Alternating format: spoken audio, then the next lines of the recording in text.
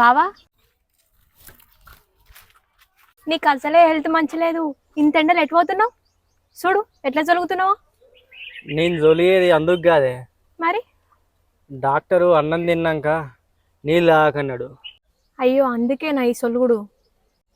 కాదే, అన్నం తిన్నాక నీళ్ళు తాగకన్నాడని ఓ బీర్ తాగిన.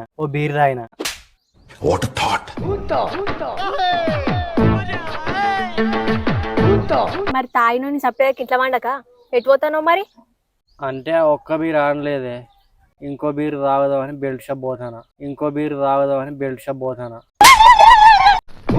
బాయ్.